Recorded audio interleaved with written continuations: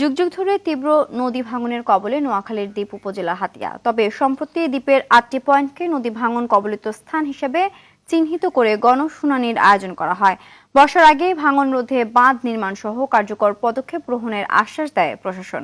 হাতিয়া প্রতিনিধি ইসমাইল হোসেন কিরণের প্রতিবেদন জানাচ্ছেন সাইদ মাহমুদ। তীব্র নদী ভাঙনের কবলে দিশেহারা হাতিয়ার মানুষ।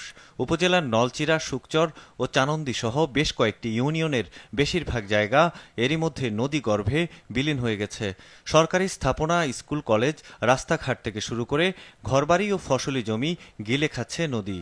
হাতিয়া দ্বীপের যে নদী ভাঙন রোধ করে হাতিয়ার মানুষের যে একটি স্বস্তি ফিরিয়ে আনার জন্য যে প্রচেষ্টা, সেই প্রচেষ্টাটা কিন্তু যুগ যুগ ধরে কিন্তু আমরা দেখে আসছি, কিন্তু অদ্যাবধি পর্যন্ত এর সুফল পায়নি। অনেক এমপি আসতেছে, অনেক এমপি যাইতেছে, আমরা কখনো এই নদী ভাঙা রোধ আমরা কখনো দেখিনি।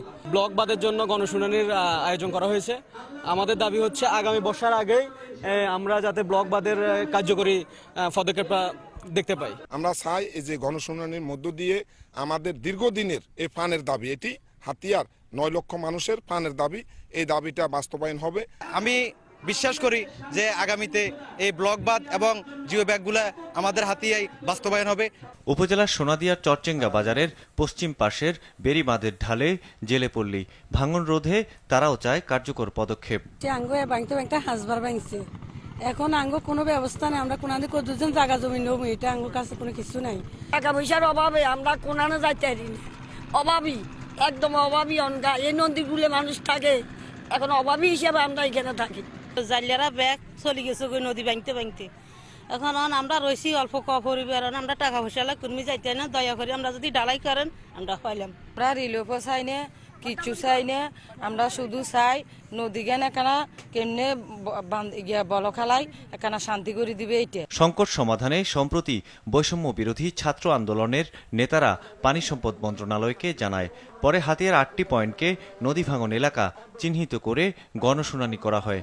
এতে উচ্ছ্বসিত দ্বীপের বাসিন্দারা। যে যে স্পটগুলোতে ক্ষয়ক্ষতির পরিমাণ বেশি সম্ভাবনা আছে, সেই স্পটগুলো দেখে ওনারা অবজার্ভ করে তাড়াতাড়ি শর্ট বাজেটের মাধ্যমে ব্লক বাঁধ বা জিও ব্যাগ দেওয়ার জন্য উদ্যোগ গ্রহণ করা হবে। নদী ভাঙন রোধ যে প্রজেক্টটা বাস্তবায়ন হতে যাচ্ছে, তাহলে হাতিয়ার আমূল পরিবর্তন ঘটবে। আমাদের আশা এবং বিশ্বাস আগামীতে অল্প সময়ের ভিতরে সেই মানুষের স্বপ্ন বাস্তবে পরিণত হবে। নদী ভাঙন রোধে জরুরি ভিত্তিতে কাজ শুরুর কথা জানান এই কর্মকর্তা। প্রথম পর্যায়ে প্রায় ২১০০ কোটি টাকা এবং দ্বিতীয় পর্যায়ে প্রায় ১০০০ কোটি টাকার ডিপিপি হবে। সেই ২১০০ কোটি টাকার ভিতরে প্রায় ১১ কিলোমিটার স্থায়ী প্রতিরক্ষা কাজ ব্লক বাঁধ এবং ১৪ কিলোমিটার তীর প্রতিরক্ষা কাজ, যেটা বলে স্লো বাঁধের ঢাল প্রতিরক্ষা কাজ, এবং ৪৫ কিলোমিটার খাল ৪৫ কিলোমিটার বেড়িবাঁধ পুনরাকৃতিকরণ বা পুনর্নির্মাণ কাজ রয়েছে। এর পাশাপাশি ৫টা নতুন রেগুলেটর নির্মাণ করা হবে।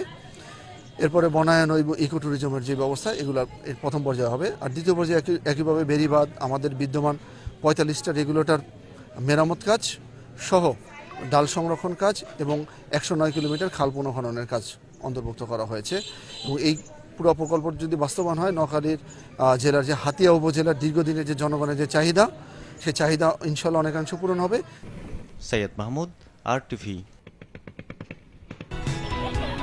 মেয়ের জন্য ফিউচার প্ল্যান করে রেখেছি আমার ফাইন্যান্সিয়াল পার্টনার IDLC-র সাথে।